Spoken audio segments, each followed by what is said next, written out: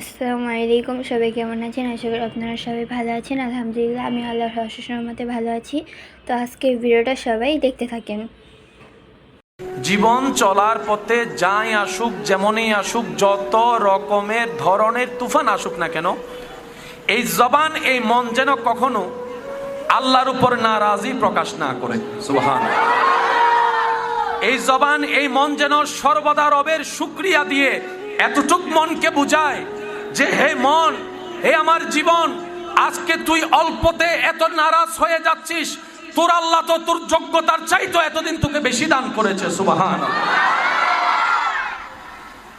যা পেয়েছি তা আমাদের অর্জন নয়, রব্বুল আলামিনের দয়া এবং দান।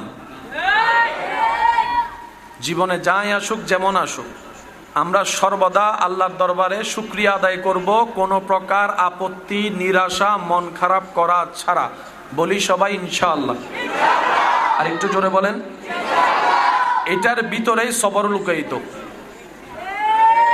এটার ভিতরে ধৈর্য লুকায়িত।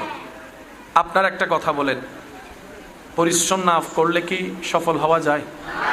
পরিশ্রম করার জন্য তো ধৈর্য দরকার। বলেন না ভাই, একটু বলি। 12 ঘন্টা 8 ঘন্টা ডিউটি করার জন্য যে আপনি পরিশ্রমটা করবেন, এটা টিকে থাকার জন্য তো ধৈর্যের দরকার। আমি যদি প্রথম দিনে হাঁপিয়ে যায়, পরের দিন আর কাজ করা হবে? উন্নতি করা হবে? উন্নতি আসবে? এই কথাটা একটু মাথায় রাখতে হবে। ধৈর্য কি বলি? সবাই বলি, আরো জোরে বলি। ধৈর্য এমন একটা নিয়ামত, ধৈর্য ধারণকারীরা যখন জান্নাতের দরজা দিয়ে প্রবেশ করবে, রব্বুল আলামিন কুরআনুল কারীমে বলে আল্লাহ পাক তাদেরকে ফেরেশতার দ্বারা সালাম দিয়ে দিয়ে ভিতরে প্রবেশ করাবে। বলেন সুবহানাল্লাহ। একটা গালির বিপক্ষে যদি 2টা গালি দেওয়ার সুযোগ থাকার পরও যদি আপনি চুপ করে থাকেন, নিয়ামত আপনার। আর একটু জোরে। কারণ সয়ে যাওয়াটা রবের পছন্দ। এবার আপনারাই বলেন, আল্লাহ চাইলে সেকেন্ডের ভিতর সব উল্টাই দিতে পারে, সব অপরাধীকে মেরে ফেলতে পারে। জমিন কার? আমরা কার? হুকুম কার? আমরা কি আল্লাহর হুকুম মেনে চলার মতো চলতে পারি? আল্লাহকে খুশি করে চলার মতো আমরা কি কেউ চলতে পারি? তারপরে কি আল্লাহ রিজিক বন্ধ করে দিয়েছেন? আল্লাহ সহ্য করেন, আল্লাহ হালিম। প্যার সে কহো ইয়ার সুবহানাল্লাহ। আল্লাহ পছন্দ করেন তাদেরকে যারা নিজেও খায়, অন্যকেও খাওয়ায়। আল্লাহ পছন্দ করেন তাদেরকে যারা অন্যের মুখে হাসি ফুটায়। আল্লাহ পছন্দ করেন তাদেরকে যারা অন্যের বিপদে পাশে দাঁড়িয়ে সাহায্য করে। আল্লাহ পছন্দ করেন তাদেরকে যারা মানুষের জন্য রাস্তা খুলে দেয়, মানুষের জন্য পথ চলা সহজ করে দেয়। রব্বুল আলামিন পছন্দ করে তাদেরকে যারা অন্যের দোষকে গোপন করে সমাজে ইজ্জতকে হেফাজত করে।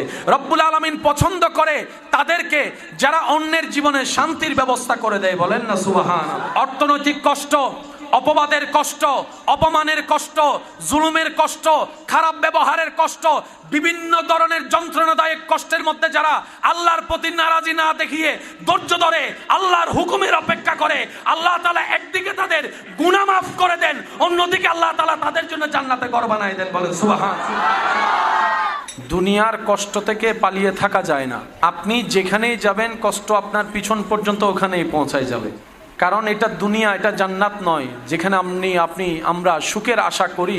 এটা সুখ পাওয়ার জায়গা নয়, এটা সুখ পাওয়ার জায়গার চাষ করার জায়গা। এখানে চাষটা যদি ঠিক মতো করতে জানি, ফসলটা যদি তুলতে পারি, তাজরি মিন তাহতিহাল আনহার ওয়ালা সেই মহা শান্তির জায়গায় আল্লাহর রহমতে আপনার আমার ঘর হয়ে যাবে। বলি সুবহানাল্লাহ। হাজার চেষ্টা করলেও কষ্ট থেকে পালানো যাবে? একটু আওয়াজ দিই, পালানো যাবে? নিজেকে আড়াল করে রাখা যাবে? কিন্তু এইখানে সবচেয়ে একটা মজার বিষয় হচ্ছে, যত রকমেরই যত বড় ধরনের কষ্ট যন্ত্রণা হোক না কেন, এটার একটা শেষ আছে।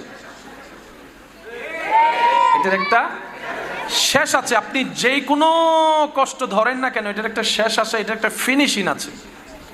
হতে পারে আপনার শরীরে মহামারীর রোগ বেঁধেছে, মৃত্যুর সাথে সাথেই সে রোগ একটু বলি না, সেই রোগ হতে পারে আপনার ক্যান্সার হয়েছে, ভয়ানক রোগ, কিন্তু এটারও একটা শেষ। কিন্তু কোন রকম যদি আমরা রবকে সন্তুষ্টি করে ধৈর্যের সাথে থেকে নেক আমলের জিন্দেগি করে কোন রকম ঈমানটা নিয়ে যদি দুনিয়া থেকে যেতে পারি, আল্লাহ তাআলা আপনাকে আমাকে এমন একটা অবস্থানে পৌঁছায় দিবেন যেখানের সুখ শান্তির আর কোনো শেষ নাই। সুবহান। একটু আওয়াজ দিয়ে বলবেন, এটার শেষ, এটার শেষ, ওইটার শেষ, এখানে দুঃখের শেষ, ওখানে শান্তির শেষ, সুখের শেষ, প্রশান্তির শেষ। মুমিন বান্দারা বড্ড চালাক, মুমিন বান্দারা বড় বুদ্ধিমান।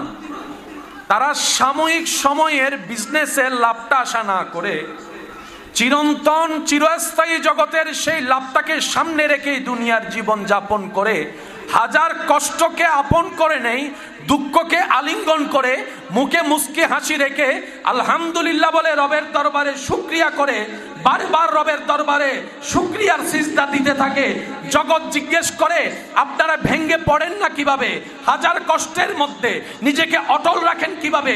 মুমিনরা জানান দেয়, যেই দিন থেকে আমি শুনেছি, আমি জেনেছি আমার রব ধৈর্য ধারণকারীকে পছন্দ করে, সেই দিন থেকে আমি দুঃখ কষ্টকে বন্ধু বানানো শুরু করে দিয়েছি। সুবহান। যত কষ্ট তত নিয়ামত। আল্লাহ সুবহান আল্লাহ। আল্লাহ কষ্টের মাত্রা যত বেশি, পুরস্কার বেতনও তত। আমরা কি কেউ কষ্ট পেতে চাই? আল্লাহ কি কাউকে কষ্ট দিয়ে দেওয়াটা পছন্দ করে? কষ্ট পাই কেন? আমরাও চাই না, আল্লাহও চাই না। মনে রাখবেন, বেশিরভাগ দুঃখ কষ্ট আমাদের নিজেদের হাতের কামাই। একটু জোরে বলি। শুধু সিম্পলস একটা উদাহরণ দিলেই আমরা বুঝতে পারবো এই পৃথিবীটা কি একজনের না সবার? বেঁচে থাকার অধিকার সবার আছে না নাই? সুস্থ থাকার অধিকার সবার আছে না নাই? খাবারের অধিকার সবার আছে না নাই?